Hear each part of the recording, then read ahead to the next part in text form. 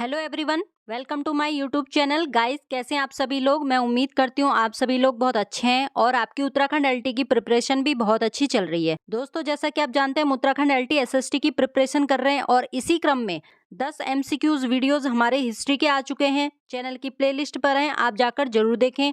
10 video हमारे economics के आ चुके हैं जो कि एमसीक्यूज फॉर्म में है, तो वो भी आपको प्लेलिस्ट पर सब वीडियोज मिल जाएंगे। आज हम स्टार्ट करने वाले हैं ज्योग्राफी की टेस्ट सीरीज। इसके अंदर भी हम 20 महत्वपूर्ण प्रश्न डिस्कस करने वाले हैं। तो चलिए वीडियो स्टार्ट करते हैं। वीडियो पसंद आए तो वीडियो को जरूर से लाइक करिएगा। चैनल पे नए हैं तो जरूर सब्सक्राइब कर लेना और अपने दोस्तों को भी शेयर करना ताकि उनको भी इन वीडियोस का फायदा मिल सके। आज का पहला क्वेश्चन है हमारा, निम्न में से किस ग्रह को पृथ्वी का जुड़वा ग्रह माना जाता है। 4 ऑप्शन है, शुक्र, यूरेनस, नेपच्यून या फिर मंगल। तो यहाँ पे हमारा राइट ऑप्शन रहेगा ए, शुक्र। ठीक है, शुक्र जो ग्रह है इसको पृथ्वी का जुड़वा ग्रह भी कहते हैं और इसे सबसे चमकीला और सबसे गर्म ग्रह भी कहते हैं। ठीक है, सांझ का तारा भी इसको कहा जाता है और भोर का तारा भी इसको कहा जाता है। तो इस पर भी कई बार क्वेश्चंस बनते हैं, तो आपको ये ध्यान रखना है कि पृथ्वी का भगिनी ग्रह या फिर पृथ्वी का जुड़वा ग्रह कहा जाता है हमारा शुक्र को। अगला प्रश्न रहेगा हमारा, सूर्य के बाह्यतम परत को कहते हैं वर्णमंडल, प्रकाश मंडल, कोरोना या फिर स्थल मंडल। तो यहाँ पे हमारा आंसर रहेगा सी, कोरोना। ठीक है, सूर्य ग्रहण के समय सूर्य के दिखाई देने वाले भाग को सूर्य किरण या फिर कोरोना कहते हैं। ठीक है, ये सूर्य का सबसे बाह्यतम परत है। सूर्य किरण एक्सरे उत्सर्जित करता है, इससे सूर्य का मुकुट भी कहा जाता है। पूर्ण सूर्य ग्रहण के समय सूर्य किरण से प्रकाश की प्राप्ति होती है। तो ये आपको ध्यान रखना है कि ये जो सूर्य की सबसे बाह्यतम परत है और इसको कोरोना कहा जाता है। तो कई बार इस पे भी क्वेश्चन एग्जाम में बनते हैं। अगला प्रश्न देखिए, एक ग्रह की अपने कक्षा में सूर्य से न्यूनतम दूरी को क्या कहा जाता है। ओपसौर, अपसौर, अपोजी या पेरिजी। तो यहाँ पे हमारा राइट आंसर रहेगा ए, उपसौर। ठीक है, एक ग्रह की अपनी कक्षा में सूर्य से न्यूनतम दूरी को क्या कहते हैं, उपसौर। पृथ्वी सूर्य की जो परिक्रमा है वो दीर्घवृत्तीय कक्षा में करती है। कैसे करती है, दीर्घवृत्तीय कक्षा में करती है, जिसके एक किनारे पर सूर्य होता है। पृथ्वी सूर्य के अत्यधिक पास होती है, तो उस कंडीशन को हम यहाँ पर उपसौर कहते हैं। ठीक है, ऐसी स्थिति 3 जनवरी को होती है। 3 जनवरी को पृथ्वी सूर्य के सबसे निकट होती है। ऐसी स्थिति में पृथ्वी और सूर्य के बीच की जो दूरी होती है दोस्तों, वो 14.70 करोड़ किलोमीटर होती है। तो यहाँ पे आपको ध्यान रखना है, हमारा राइट ऑप्शन हो जाएगा उपसौर। ठीक है, अगला प्रश्न है हमारा, अयनात तथा विषुव के संबंध में दिए गए जोड़ों में से कौन सा एक सही नहीं है। 21 मार्च भूमध्य रेखा, 21 जून कर्क रेखा, 22 दिसंबर मकर रेखा या 23 सितंबर उत्तरी ध्रुव। तो दोस्तों यहाँ पे हमारा राइट ऑप्शन हो जाएगा डी। अब देखिए यहाँ पे अयनात क्या है। अयनात को कहते हैं सोलिस्ट। सोलिस्ट यानी संक्रांति कहा जाता है। संक्रांति क्या है, संक्रांति सूर्य के उत्तरायण और दक्षिणायन की सीमा को कहा जाता है। अब इसमें ध्यान रखना है आपने, एक होती है हमारी क्या, कर्क संक्रांति और एक होती है हमारी मकर संक्रांति।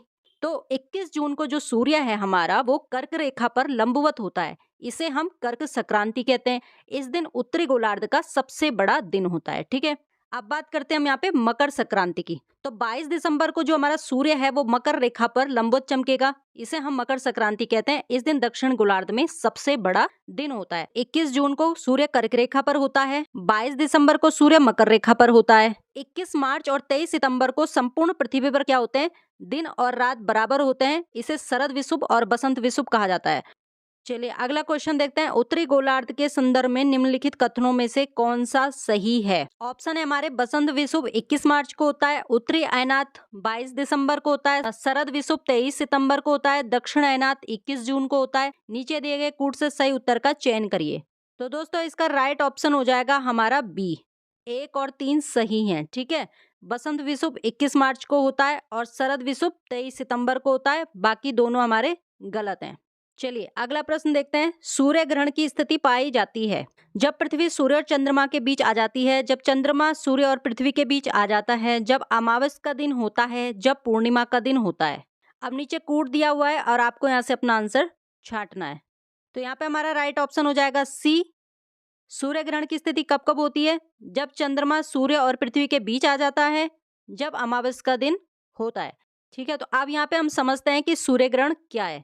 देखिए, ये है हमारा सूर्य और ये है हमारी पृथ्वी और बीच में ये है हमारा चंद्रमा। ठीक है, ये सूर्य है, ये चंद्रमा है और ये पृथ्वी है। अब आपको देखना है कि जब कभी भी दिन के समय सूर्य और पृथ्वी के बीच में चंद्रमा आ जाता है तो जो सूर्य की चमकती हुई सतह है वो चंद्रमा के कारण दिखाई नहीं पड़ती है। तो इस स्थिति को ही हम सूर्य ग्रहण कहते हैं। पूर्ण सूर्य ग्रहण हमेशा जो होता है वो अमावस के दिन होता है। तो यहाँ पे हमारा सी ऑप्शन सही रहेगा। अगला प्रश्न है, एक कैलेंडर वर्ष में अधिक से अधिक कितने ग्रहण हो सकते हैं? 5, 7, 9 या फिर 11? तो यहाँ पे हमारा राइट ऑप्शन हो जाएगा 7। ठीक है, एक कैलेंडर वर्ष में अधिक से अधिक 7 ग्रहण हो सकते हैं। अगला प्रश्न है, डायमंड रिंग की घटना होती है प्रत्येक पूर्णिमा के दिन, प्रत्येक अमावस के दिन, सूर्य ग्रहण के दिन या चंद्र ग्रहण के दिन? तो दोस्तों हमारे यहाँ पे राइट ऑप्शन हो जाएगा सी, डायमंड रिंग की घटना सूर्य ग्रहण के दिन होती है। अगला प्रश्न हमारा सिजिगी है, सूर्य पृथ्वी तथा चंद्रमा की एक ही सीधी रेखा में स्थिति, सूर्य तथा चंद्रमा के बीच पृथ्वी की स्थिति, पृथ्वी के एक ही और सूर्य तथा चंद्रमा की स्थिति, सूर्य चंद्रमा और पृथ्वी की समकोणीय स्थिति। तो दोस्तों यहाँ पे हमारा राइट ऑप्शन हो जाएगा ए, सूर्य पृथ्वी और चंद्रमा की एक ही सीधी रेखा में स्थिति को सिजगी कहा जाता है। तो जब सूर्य, चंद्रमा और पृथ्वी एक ही सीध में होते हैं तो इस सिचुएशन को क्या कहते हैं? सिजगी कहा जाता है। अगला प्रश्न है हमारा, चंद्र ग्रहण का कारण क्या है? पृथ्वी एवं सूर्य के बीच चंद्रमा का आना, पृथ्वी और चंद्रमा के बीच सूर्य का आना, सूर्य एवं चंद्रमा के बीच पृथ्वी का आना या उपरोक्त में सभी?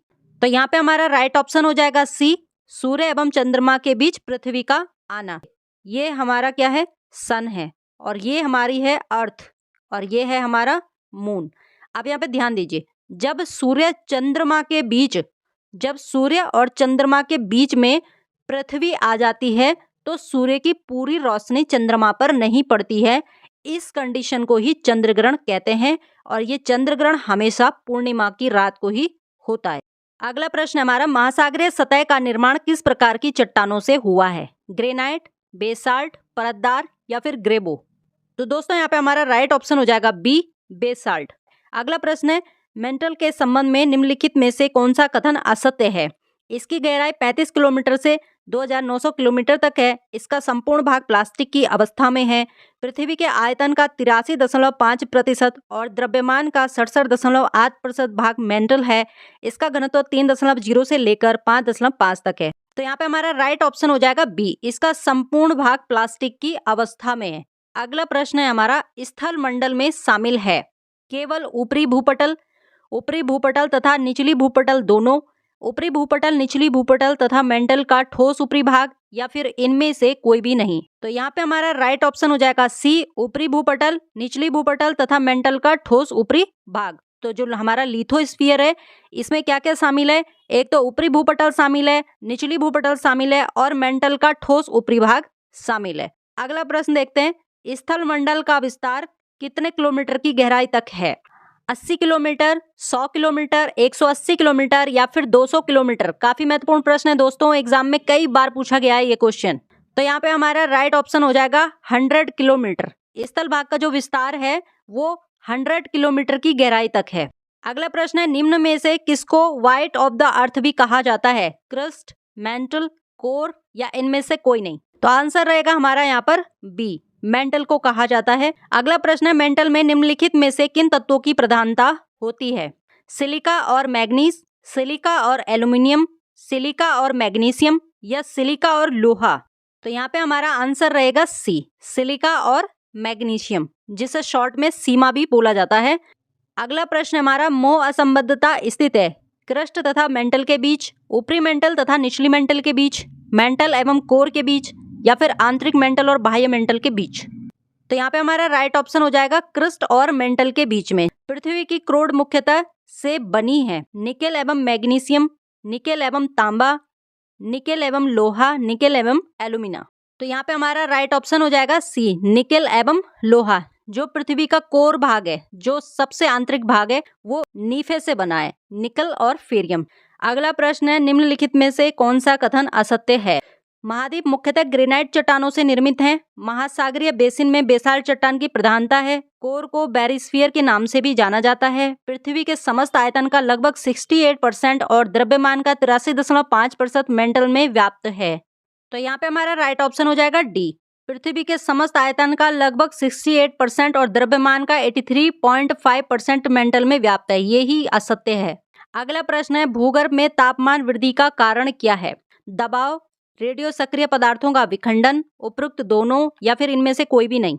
तो आंसर रहेगा हमारा यहाँ पर सी, उपरोक्त दोनों। ठीक है, तो भूगर्भ में जो तापमान में वृद्धि होती है उसका कारण प्रेशर भी है, दबाव भी है और रेडियो सक्रिय पदार्थों का विखंडन भी है। तो दोस्तों, आज के 20 महत्वपूर्ण प्रश्न हमने वर्ल्ड ज्योग्राफी के इस वीडियो के अंदर कवर करे हैं। मैं उम्मीद करती हूँ कि आपको ये क्वेश्चंस अच्छे लगे होंगे। इसी तरह के क्वेश्चंस के लिए चैनल को सब्सक्राइब कर लें, वीडियो को लाइक करें।